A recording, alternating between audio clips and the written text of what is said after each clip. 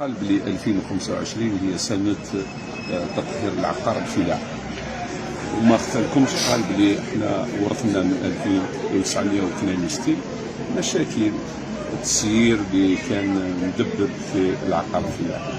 اليوم 2025 حبينا يكون عندنا عقار فلاحي صافي، يكون النزاعات اللي باش نخلوا الفلاح ولا المستثمر الفلاحي يخدم بكل اريحيه.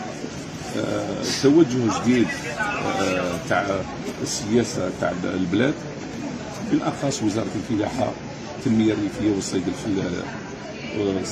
البحري، كامل المجهودات يصبوا لنديروا استقرار للمستثمر والعقار الفلاحي، نخففوا النزاعات في المحاكم اللي ما يخليش المستثمر الفلاحي يعمل وهو مطمئن.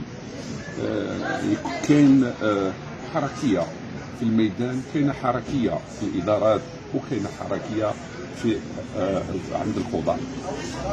هذه العمليه اللي تخص كامل لي زاكتور اللي يقدروا يجيبوا حاجه ايجابيه باش نرفعوا خلالات اللي عرفناها في الماضي، وتكون الشفافيه اكثر في الاستثمار الفلاحي. الاستثمار الفلاحي اللي يعد اليوم هو العمود الفقري باش نهضوا في الجزائر، اللي يخلي اليوم هذه لي سيلو لي زونغار اللي السيد رئيس الجمهوريه عمل باش يجسدوا ميدانيا على قطر الوطن، وباش نقربوا الفلاح من تخزين الحبوب اللي يعود هو الفاكتور اللي لازم يكون عندنا في البلاد، اللي يخلينا تكون عندنا استقلاليه ولا سيكوريتي اليمونتير. اليوم في ولايه بليده حضورنا في هذا اليوم الدراسي خلى création d'un pont entre l'administration الفلاح ولا جوستيس، باش كامل تكون عندنا une visibilité sur le devenir et de l'exploitant et des terres agricoles attribuées dans différents systèmes 87-19 des 03 ولا لا 2432. ما خفالكمش السيد رئيس الجمهوريه دارنا تعليمات من الناس اللي دارت استثمار فلاحي بدون سند قانوني، اليوم رانا نسولوا من وضعيه. هذه المجهودات هذو باش نخلي بلادنا تكون مستقره والمجتمع يكون مستقر، ونخلوا الفلاحه تكون اندسترياليزي، اللي يخلي يكون عندنا القدرات باش نديروا لا ترانسفورماسيون و رياليزاسيون دي شونفرو.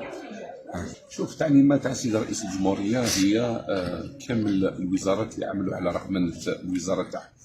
الديوان الوطني للاراضي الفلاحيه عنده الاواخر هذه السنين الاواخر الرقمنه راهي 100%.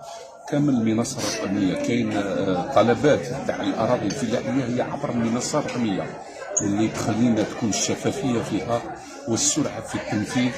وهذا الرقمنه هذه اللي سمحت لنا تكون عندنا منصه رقميه هو خلينا باش نديروا اختيار حسن للمستثمر الفلاحي الجديد، اللي تكون عنده قدره ماليه وتكون عنده قدره علميه وتسمح له باش يكون في تكنولوجيات، علم التكنولوجيات. اليوم ما يخفالكمش بان المستثمرات الفلاحيه بالسمارت فون تقدر تسير المستثمره في التقطير، في كل العوامل باش تكون المردوديه اكثر واكثر.